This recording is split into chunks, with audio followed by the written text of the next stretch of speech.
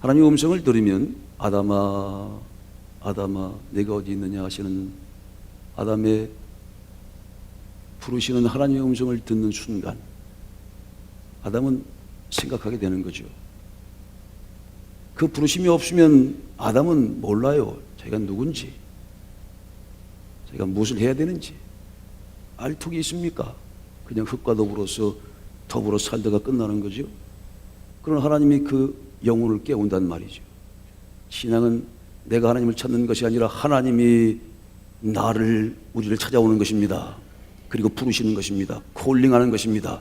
부르시고 그를 의롭다 하시고 영원롭게 하시고 모든 것을 합하여 이롭게 하시고 유익하게 만드시고 아름다운 결실로 책임져 주시는 것이 이 거룩한 축복의 신앙입니다. 오셔서 오늘도 부르십니다. 주님의 음성을 듣고 자기 자리를 보는 거죠.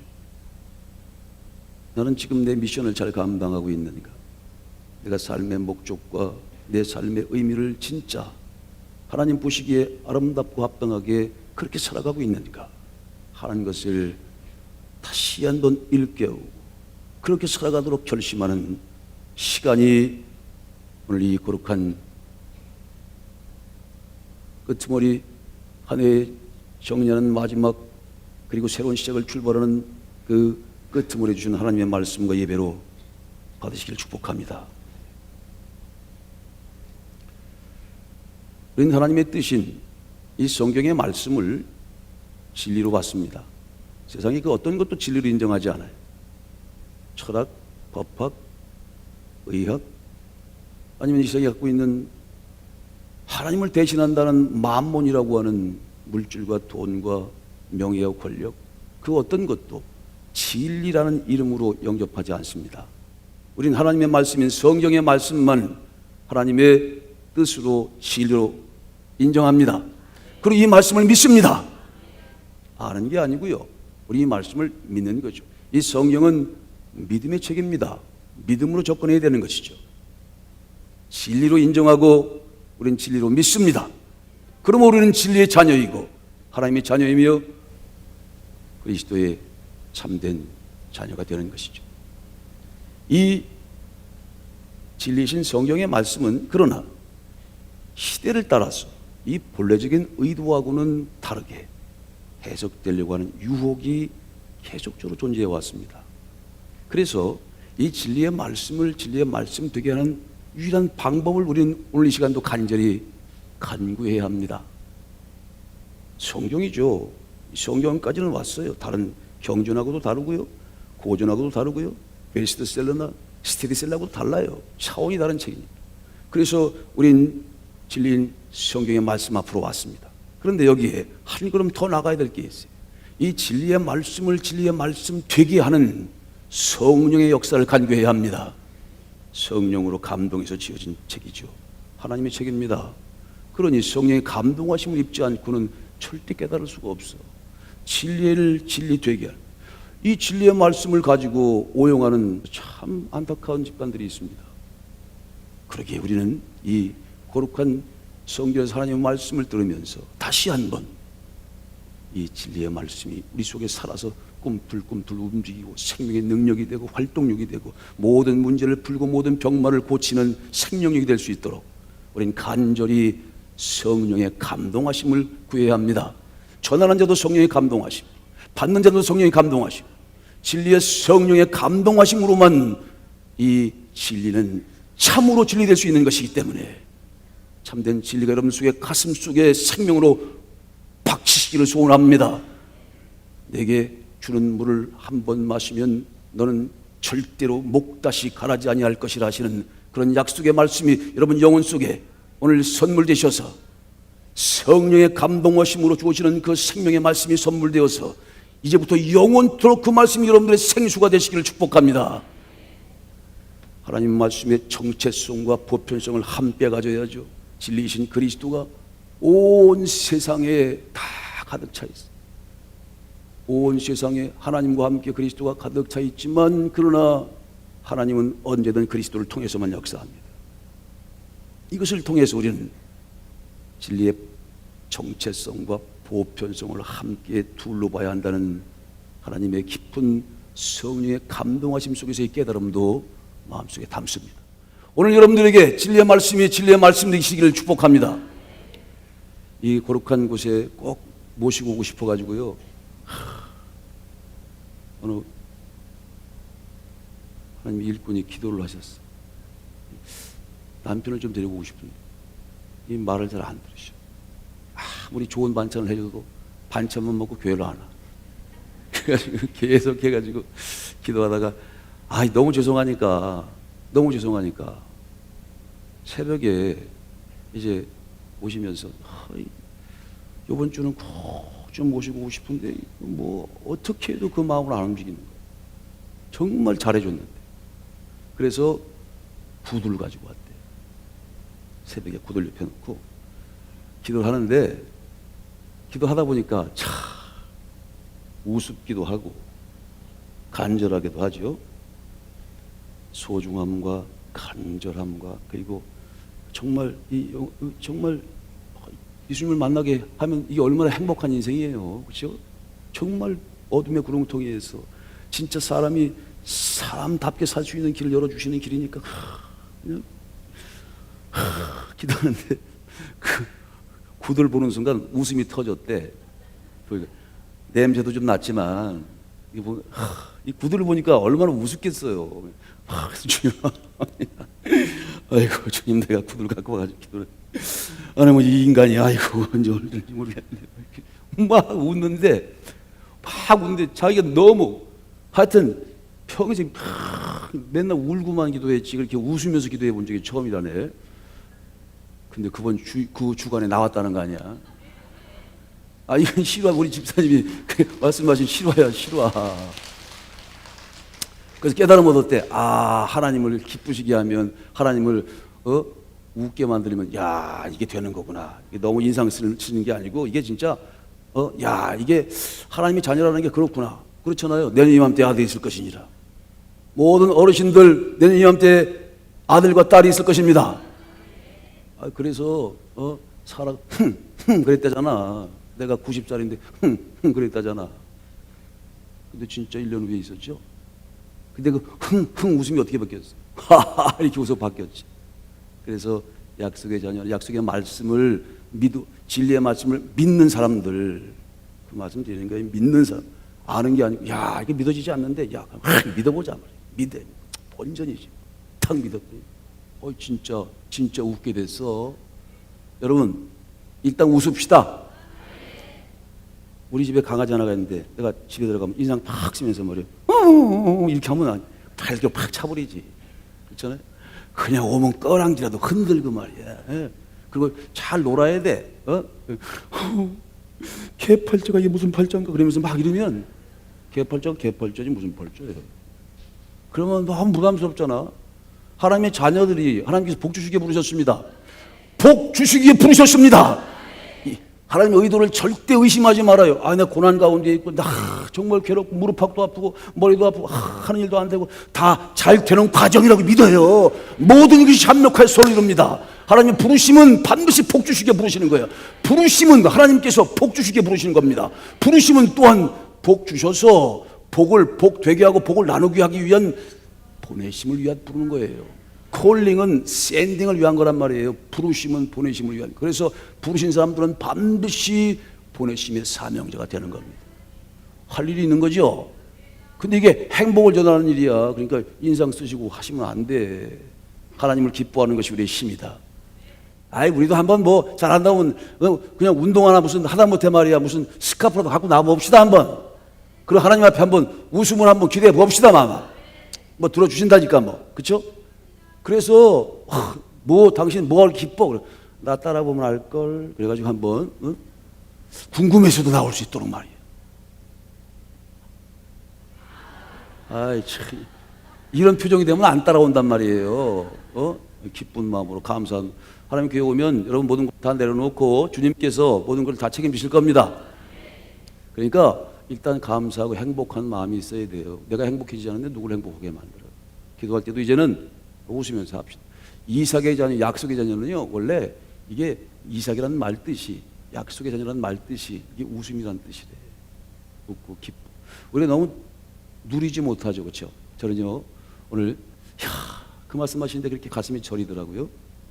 이 말씀을 많이 들었잖아요. 주님께서 부활하신 후에 또 베드로가 또 코가 빠져 있는 거예요. 두 번째 나타났는데 세 번째 또 가 있어. 옛날로 또 돌아가 있는 거예요. 갈릴리 가가지고 말이야.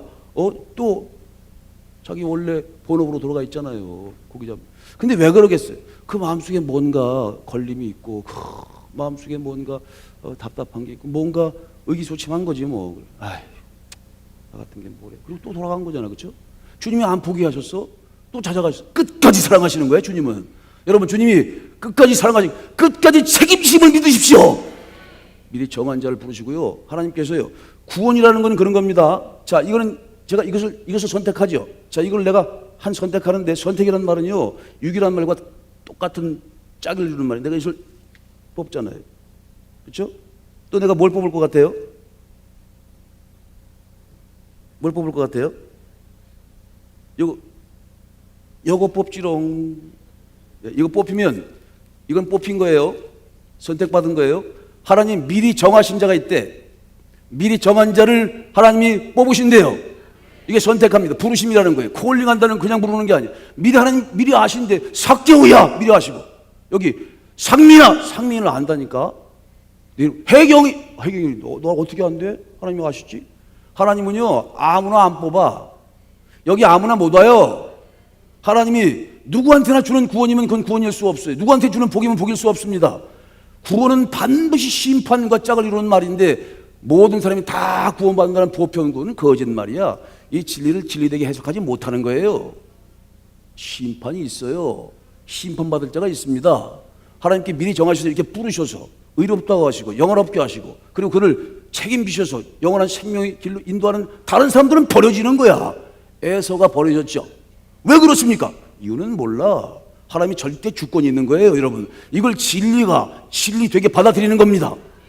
이해될 수 없는 게 얼마나, 이성으로 알 수 없는 게 얼마나 많아요. 그렇죠? 제가 말씀드렸잖아요. 이 선택의 신비야, 이거는 미스터리한 분이 있는 여러분들, 뭐 이뻐서 하나님께서 데리고 오셨대 그래. 물론 이쁘긴 이뻐. 근데 비교해 보면 그렇죠. 베드로, 야고보, 요한 12명 제자를 보면 나 같으면요, 그 당시에 최고의 사람을 뽑는다.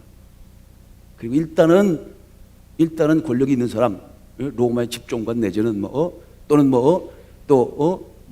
부자들, 그 사람 탁 뽑아놓고 그냥 포석을 딱 해놓는 거지. 12명 뽑는데 이미 뽑히는 대로 되는 건데 쫙쫙 뽑을 거 아닙니까? 그리고 좀 쫙 생기신 분도 좀 뽑고 말이야. 얼장도 뽑고 말이야. 그러면 전도가 잘 뱉으니까. 그런데 6명이 어부야, 이거. 거시기해. 어부가 거시기. 이거 비하는 거 아닙니다. 그 당시에도 철학자 얼마나 많은 사람들이 있었어요. 권세 있는 자. 그때가 로마 시대가요, 말씀드렸잖아요. 중견 진시황 시대에, 진한 시대에 거기 영웅들도 많았어요. 똑똑한 사람이 얼마나 많았는데, 아리스토텔레스와 플라톤 얼마나 똑똑합니까? 그 철학을 아직 넘어가지도 못해. 그때 사람들이 더 똑똑한 거예요. 근데 하필 베드로를, 하필 요한을, 그렇죠? 조금 그래도 계산한다는 소리 가론 유다인데, 또 그 사람은 또 어디로 갔어, 또 지가. 그렇지? 이거 머리 돌리다가 또 어디로 갔어. 자기 태어나지 못할 그런 곳으로 가버렸어 또. 이렇게 너무 심각하게 받으시면 안 된다니까. 아하. 근데 하나님께서 왜 뽑으셨어 그들? 물론 당신의 기준은 있어요. 나름대로 이미 고정관념이 있고 이성으로 자기 생각, 이성의 생각, 자기 논리의 생각으로 꽉 갇혀 있는 사람들은 아무리 그가 집종관이고 아무리가 돈이 많아도 말씀이 들어가서 활동할 수 있는 공간이 없기 때문에 그걸 사용할 수가 없어. 그래서 근데 베드로는 단박에 반응하잖아요. 내가 이제부터 너를 고기 낚는 어부가 아니라 사람을 낚는 어부고 만들 것이니 나를 따르라. 그러니까 예스 하고 따라하잖아. 그런 사람들은 쓰는 거예요. 여러분, 그렇게 여기 오신 분들은 다 그런 분들이에요. 앞으로도 하나님께서 그거 다 한 가지지. 하나님께서 하시는 거니까. 내가 일을 못합니다. 나 이런 사명 주시 못합니다. 교만한 사람 같은 일하고. 네가 하는 게 아니잖아요. 하나님께서 하시는 거예요. 그렇습니까? 그렇습니까? 하나님께서 하시는 거예요. 하나님 말씀으로 하시는 거예요. 하나님 주권적으로 하시는 거예요. 하나님 시작하시면 하나님께서 책임지신다는 거예요. 시작하셔서 마친다는 거예요. 은혜로 시작해서 은혜로 마칩니다. 성령으로 시작해서 성령으로 마칩니다. 하나님께 시작하시면 하나님께 놓치는 법이 없어. 딱 붙잡으면 거룩하게 만들어가면서, 붙잡는 것은 모두 거룩해지는 거니까 막 거룩하게 만들고 영적으로 육적으로 커가게 만들면서, 그리고 반드시 뜻을 이루십니다. 정하신 대로 하나님이 부르셨어? 그러면 보내신 을 위해서 하나님 능력을 주시죠. 사명을 맡으면 무조건 복이에요. 왜냐하면 그 사명을 감당할 수 있는 능력도 함께 주시는 거니까 임파워먼트를 주신단 말입니다. 이거 얼마나 큰 축복이에요. 자, 이렇게 뽑으셨는데 어쨌든 당신이 주권이야, 주권. 나머지는 어떻게 되는 거야? 미안하지만 버려지는 거야. 그렇죠? 이렇게 족속에서 하나와 성읍에서 둘을 뽑아가지고, 족속에서 둘과 성읍에서 하나를 뽑아가지고, 이것도 말꼬리 잡지면 안 돼. 어저께 우리 어떤 분 소통의 전문가 얘기하는데, 요새는요 이 다 스마트폰으로 다 검색해가지고 말이에요. 틀리면 또 또 나중에 또 항의를 한대 매일. 그렇다는 거야, 그렇다는 거. 말씀에 속뜻을 깨달아야 되는 거, 그렇죠? 이게 뽑힌 사람들이 있다는 거, 그렇죠? 이렇게 뽑혀서 여러분들이 이렇게 뽑혀가지고. 그런데 미리 그 이름을 아신데, foreknew, 미리 아신 자들을 부르시고 콜링하시고, 이게 소명이야. 천명. 하나님 부르시는 겁니다. 장 목사가 부르는 것도 아니고 우리 강장님이 부르시는 것도 아니야. 하나님 부르십니다. 여러분, 여기는 하나님 부르셨어. 그것을 천명이라고 하는 거예요. 천명. 하나님의 천명. 그러면 소명이 생기는 거죠. 하나님 부르셨어. 아무 뜻도 없이 부릅니까? 하나님께서 부르실 때는 분명히 목적이 있죠. 애들이 태어날 때요, 목적 없이 태어나는 애가 없어요. 소명감, 사명이 없이 태어나는 애가 없단 말이에요. 근데 하나님께서 부르실 때 그 뜻대로 부르시고, 이 뜻이라고 하는 게 목적이야. 하나님의 꿈이야. 하나님의 목적과 꿈을 이루시게 부르시는 건데 그냥 불러? 이게 부르실 때 하나님께서 아까워서라도 이를 자꾸 키우시는데, 이를 의롭다고 하시고 성화롭게 하시고 그리고 영화롭게 하시는 때까지 책임지신단 말이죠. 끝까지 책임지십니다. 하나님께서 딱 붙잡으시면 절대 놓지 않아요. 그 사실 여러분 믿으십시오. 이 사람은 땡 잡는 거야, 이거. 말로 어떻게 표현을 못해. 요새는 어떻게 표현해야 돼, 이게. 장땡, 광땡, 38광땡, 어떻게 표현해야 되는 거야. 어쨌든 복이 터지는 거예요. 오늘도 여러분 복 터지시기를 축복합니다. 이렇게 하면 붙잡고, 하나님께서는 이렇게 중간에서, 우리 보통 그렇죠. 은퇴하고 60, 70대고 80대 그러면은 이제 그만하십시오. 그리고 회사에서도 막 부려먹다가 그냥 발길로 차잖아. 근데 하나님은 그런 게 없어요. 하나님 일에 은퇴가 어디 있어? 하나님 부르시면 당신이 그 사명, 그를 통해서 이루시는 사명을, 당신의 꿈을 이를 통해서 이루시고, 당신의 목적을 이를 통해서 이루시는데, 이를 반드시 붙잡고 그 일을 이루시고야 만다고. 그래서요, 사명자는 결코 죽지 않는 겁니다. 우리 한번 옆에 분들하고 인사해 볼까요? 사명자는 결코 죽지 않습니다. 자, 부르심을 받아서 이렇게 딱 뽑힌 사람들은 이게 이미 이제 사명을 갖는 거죠. 그렇죠? 자, 이게 꽃이야. 내가 그의 이름을 불러주기 전에는 그는 다만 하나의 몸짓에 지나지 않았다. 내가 그의 이름을 불러주었을 때 그는 나에게로 와서 꽃이 되었다. 김춘수 시인의 꽃이라는 거예요. 이게 이제 그 인간의 한 존재의 가치를 얘기하는 거죠. 여러분, 주님이 안 부르시면 그냥 흙덩어리 끝나는 거야. 생로 병사에서 아디오 say goodbye 하고 가는 거예요. 그렇죠? 그 대단할 게 뭐 있어요? 대단한 거 아니더라고. 그런데 가장 대단한 건 뭡니까? 가장 대단한 것은 하나님께서 붙잡아 쓰시는 하나님의 일꾼이지. 하나님의 사명. 아니, 어떻게 하나님의 일을 해? 우리가 감히 흙으로 만드신 인간이 하나님의 일을 한다? 이게 얼마나 엄청난 일입니까, 이게. 하나님 부르셨어요? 왜 부르셨습니까? 보내심을 위해서. 보냈다는 얘기가 미션이라는 뜻이야. 미션. 보냈다는 뜻이 미션이라는 뜻이고 사명자라는 뜻이에요. 부르신 자는 반드시 보내심을 위해서 하나님께서 부르시는 건데, 그래서 부르신 사명자라고 하는 겁니다. 아담아, 네가 어디 있어? 주님 물어보셨죠? 죄를 졌어. 그 피해는 거야. 죄 짓는 사람들은요, 하나님 얼굴을 제대로 못 보지. 하나님 종들하고도 그렇지. 관계가 껄끄러져. 우리가 껄끄러운 게 어디 있어? 그리스도의 그 보혈의 피로 다 우리 죄가 다 용서받았어. 주님을 만난 순간 하나님과의 관계가 만들어지고 형성되면서 그 안에서 우리가 그리스도의 십자가 안에서 관계가 형성되는 건데, 소목할 게 어디 있어요? 잘못했다가도 서로 화해하고, 또 잘못했다가도 서로 더 그 관계가 더 강해지고, 그리 되는 게 맞는 거죠. 그렇죠? 낯을 피했어. 주님께서 물어보십니다. 아담아, 네가 어디 있느냐? 아담이 어디 있는지를 몰라셨을까? 하나님이 어디 있는지 몰라? 무화과나무에 숨어 있는 거 뻔히 아시는데 이 무지하시기 또 아이고 그래 여자 말 또 잘 들어야 되는데 말이야. 어쨌든 둘이 말이야 또 이렇게 가리고 말이야. 어쨌든 거기도 몰라서 그래서 하나님께서 그 말은 그런 말이 아니에요. 아담아 네가 어디냐 할 때 내가 얘를 못 찾겠다. 얘 어디냐 이렇게 숨바꼭질 찾는 게 아니시라고. 그 말씀의 뜻은 뭐예요? 네 미션을 잘 감당하고 있느냐 한번 돌아보라는 거예요. 오늘 여러분 이름을 각자 부르시죠? 우리 청소년들 이름 불렀어요. 복주시게 부르셨습니다. 그 이름 복주시게 부르셨습니다. 하늘에서 부르셨습니다. 목적에서 부르셨어요. 사명이 있단 말입니다. 이 땅에서 태어날 때 또 지금 주 안에서 살아있으면 이 사명이 있기 때문에 살아있다고 하는 사실을 알아야 돼. 이 사명을 감당하기 전, 사랑을 다하기 전에 죽을 수도 없어요. 이것을 감당하고 살아가는 사람만 진짜 행복한 사람이죠. 죽을 만큼 살아가는 사람이 있는 사람은 행복한 사람입니다. 예수 그리스도가 그런 분 아닙니까? 죽을 만큼 사랑하는 사람, 죽을 만큼 사랑하는 십자가 일이 있는, 십자가의 사명이 있는 사람은 행복한 사람입니다.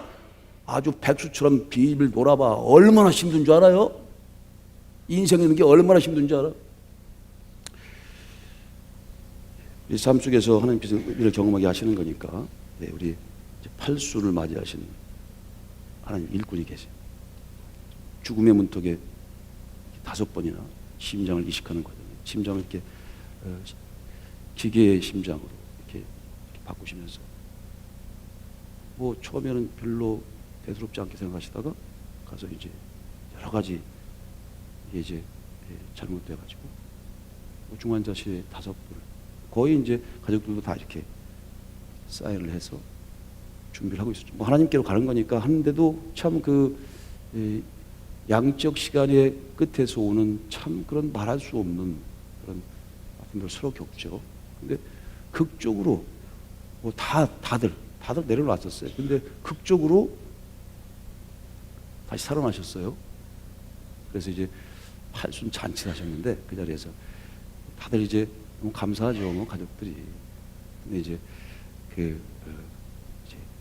80된 그 청춘 분께서 그런 말씀을 하시더라고요. 내가 산 것은 하나님의 은혜라. 예전에 승복 입고 절에 들어가려고 그러셨을 때 교회로 오신 게 얼마나 감사해. 그러시면서 감사의 눈물을 흘리시면서 살아있는 게 하나님의 은혜인데, 사실 이제 그런 과정에서 가족들도 이제 너무 이제 힘드니까 나 좀 놔달라. 하나님께로 가는 거니까 그냥 놔주고 그냥 하나님께로 가는 게 오히려 그게 더 사랑하는 일이 아닐까. 너무 고통스러워 하시니까 나 좀 놔달라 말이야. 하나님께로, 우리가 하나님 나라로 가는 것이니까 하나님 나라를 먼저 가게끔 해달라. 그런 간절한 부탁도 있었는데 하나님께서 살려주셨어. 그리고 8번째 생신에 그렇게 하나님 옆에 감사를 표하면서 그런 말씀을 간증하시더라고요. 내가 살아있는 것은 아직 뭔가 해야 될 일이 있기 때문이지. 여러분 살아있음에 감사하십시오. 주의 약속 안에 살아있음을 감사하시죠. 살아있는 것은 그렇습니다. 할 일이 있는 거죠. 내가 주 안에 살아있다고 하는 것은 그런 거예요. 여러분 특히 이 거룩한 성전에 이거 아무나 뽑혀서 오는 거 아니거든. 그가 내 이름을 부를 때 나는 그에게 가서 꽃이 되어 생명의 꽃이 되고 영원한 생명의 열매를 맺는 또 하나의 그리스도의 꽃을 주는 거잖아. 이게 진짜 의미가 있는 거거든. 이거 없을 때는요, 저것과 더불어 저건 이제 심판 받아. 이거 심판 조금 있으면 이거 다 이제 쓰레기통 갑니다. 그 심판이지 뭐야. 심판 내가 보여드릴까 미리? 내가 예언한다니까. 여기도 전부 다 불 쓰레기통에 다 들어갈 거요. 심판이 없다면 구원도 없는 거야. 심판이 있으니까 거기서 뽑힌 바 구원을 받는 거죠. 구원의 또 다른 말은 육이 버린다는 거예요. 그러니까 이 말의 뜻이 얼마나 깊은 거예요. 근데 하나님께서 야곱을 선택하시고 뽑으셨듯이 여러분들을 미리 정하셔서 이 선정인을 불렀다 이거예요. 이게 얼마나 기가 막힌 일이야. 내가 어떻게 안 돼? 하나님은 미리 알아. 미리 정한 이름을 알아요. 하나님께서 여러분들 이름을 각자 압니다. 전부 다 아는 거예요. 내 이름을 알까? 한번 눈 감아보세요. 자, 자신 있게 하나님 내 이름을 아신다는 사람만 손 들어봐.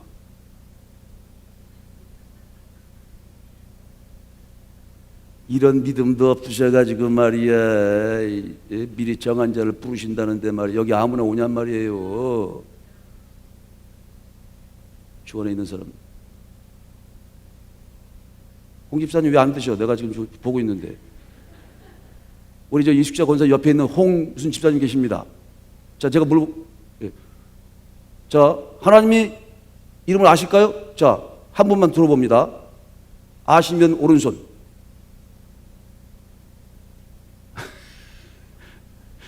옆에 권사님. 옆구리를 탁, 아이고, 그래도 들어오면 되는 거예요. 하나님께서 그 손을 붙들고 계십니다. 예수께 잡힌 바 된 그것을 잡으려고 우리가 달려가는 겁니다. 이런 축복이 하나님 절대 안 놓으셔.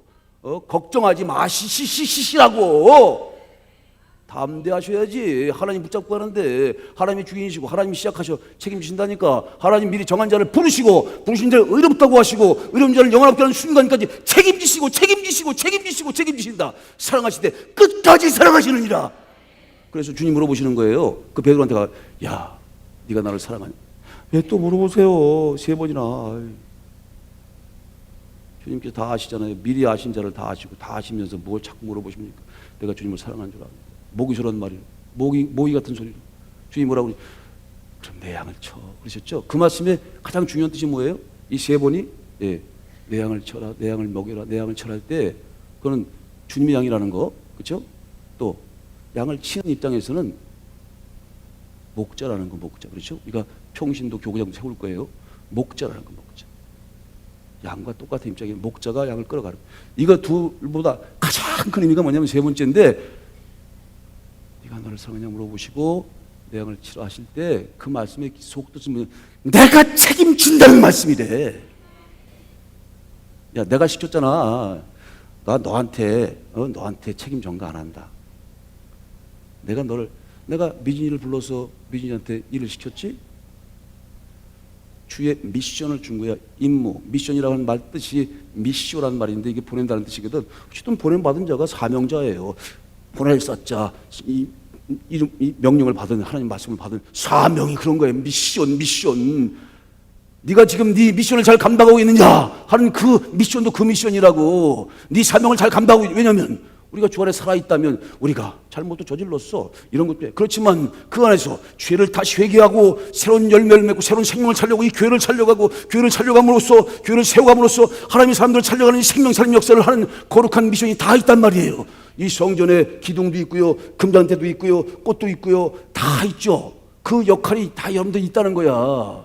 이걸 만드는 사람도 있죠. 부살렐르가 5월 예배 만듭니다. 하나님의 성령에 충만해서 만들어. 그건 무슨 뜻이에요?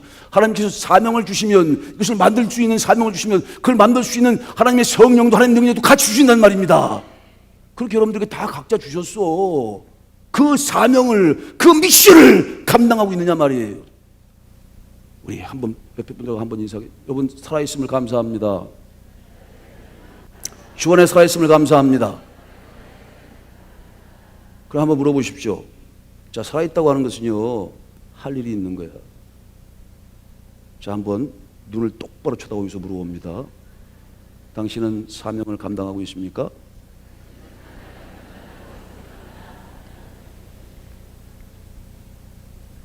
아담에게 질문했던 그 질문을, 아담이 사람이란 뜻이에요. 각자에게. 오늘도 여기 있는 모든 분들에게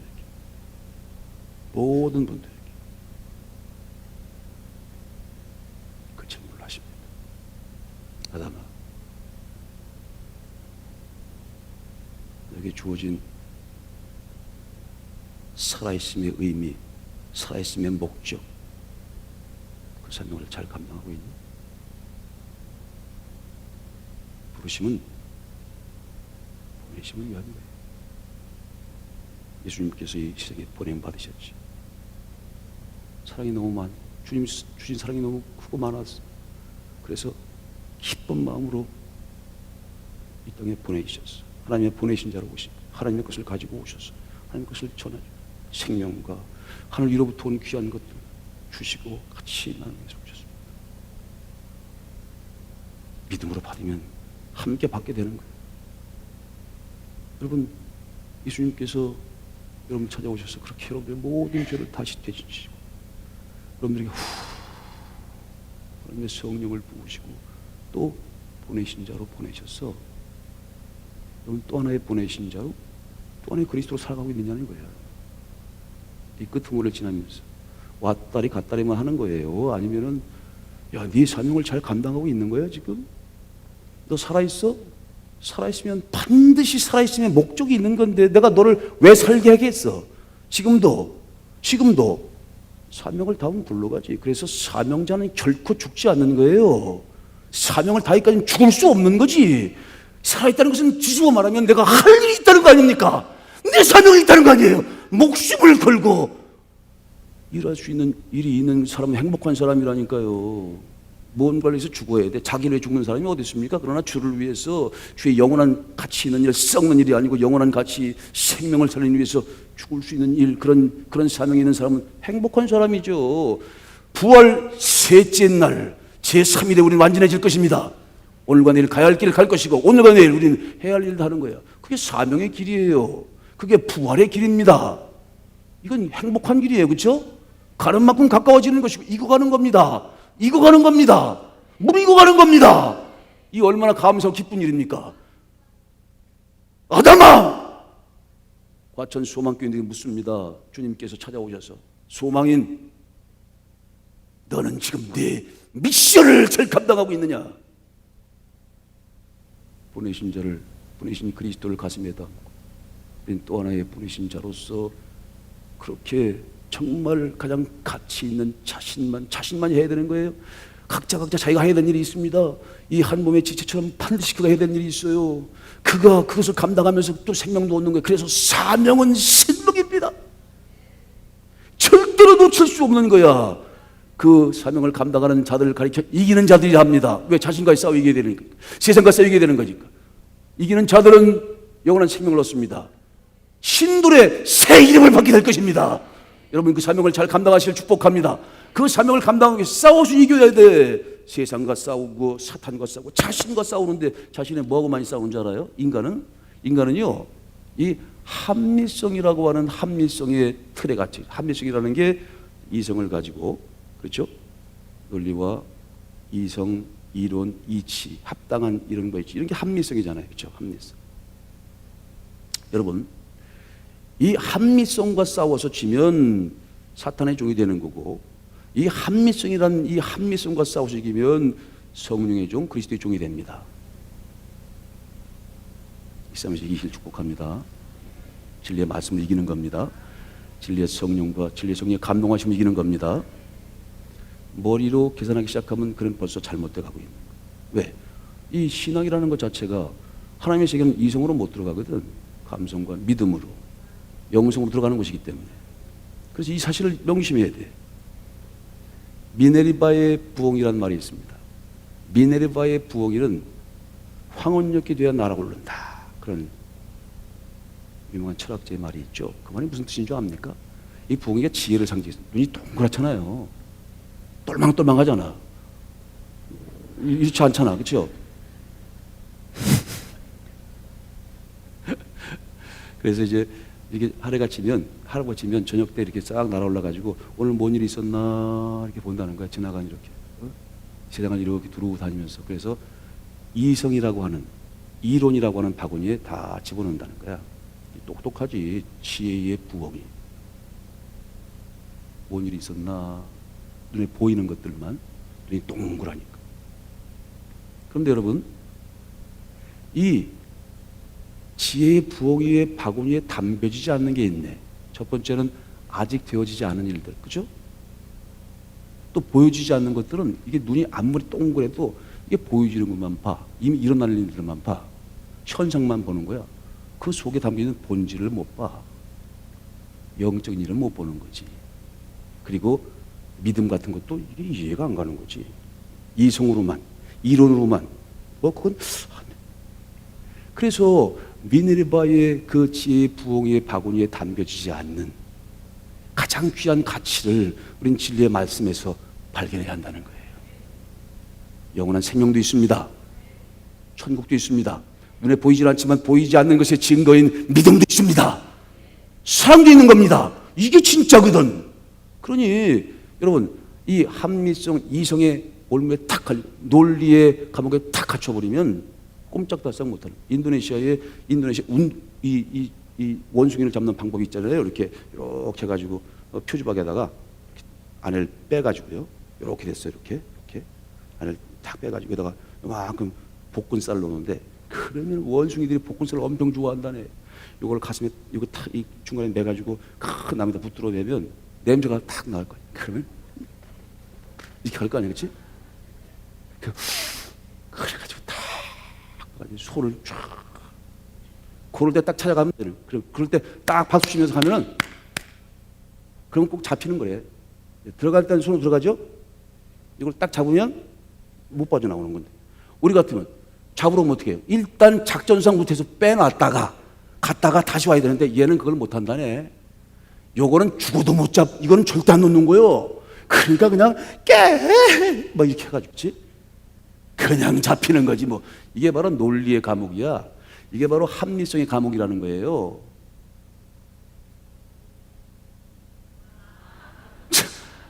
이렇게 무슨 뭐 공감이 돼야지 무슨 뭐 말씀 나누지. 이게 소 닭버릇 하면 되겠습니까, 이게?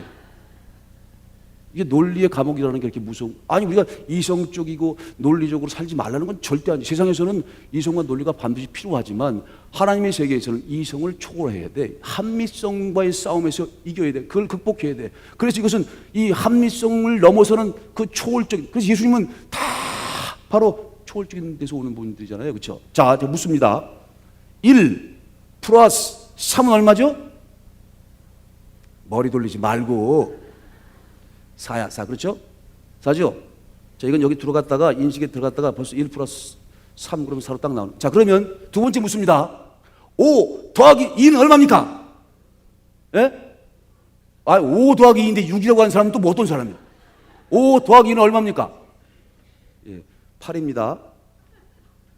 자, 1 더하기 3은 얼마? 4. 오케이. 자, 5 더하기 2는 여기서 이제 막 갈리기 시작했어. 이제 이게 소망파와 비소망파가 갈려지는 거예요. 자, 제가 말씀드립니다. 5 더하기 2는 8입니다. 그럼 이제부터 이제 합리성과의 싸움이 시작되는 거예요. 뭐래 또 목사님 또 오버하고 자빠지셨다니. 또 오버하고 계시는구만. 또 5 더하기 이거 어떻게 또 8이요. 아이고, 이게 끊임없이 여기서 돌아. 그래서 이제 이 말씀 끝날 때까지 이게 고통스럽게 할걸? 아주 고통스럽게. 5 더하기 3은 5 더하기 2는 8이라니까. 5 더하기 2는 8이라니까. 그러면 계속 이 속에서 갈게. 뭔 소리래? 7인데 1 더하기 3이 4면 2 더하기 5는 7이지 왜 8이요?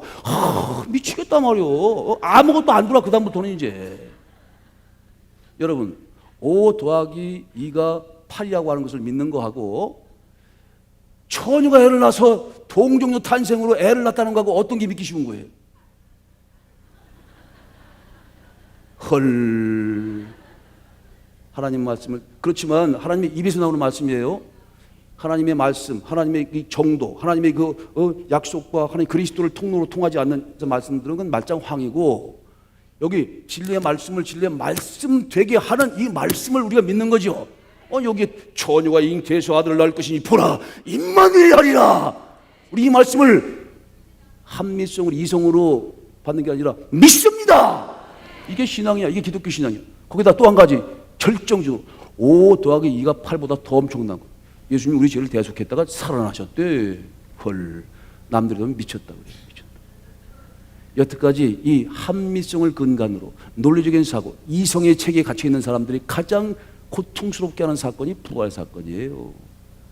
우리 사도 바울 이제 영화 볼 건데, 사도 바울은요 아주 정말 이성적인 사람이었다가 아주 가슴으로 뜨거운 믿음의 사람으로 바뀌었죠. 사랑의 사람으로 바뀌었죠. 그렇죠? 주님을 믿고 사랑하면 그냥 믿어지는 거예요. 향유를 갖다 부었어 발에다가. 그랬더니 두 양생이 나타났어요. 그렇죠? 이 머리로 이성적으로 판단하고 합리적으로 생각하고 있는 가론유다 거기서 시험이 든 거예요. 저거 왜 저기다 낭비해? 3천만 원을 가다가 땅바닥에 쏟아부어. 베드로는 조금 약간 그렇게 아주 헬라 철학자에 비교해서 대단한 지혜는 없었지만 주님을 사랑했어. 더 사랑한 사람 누구예요?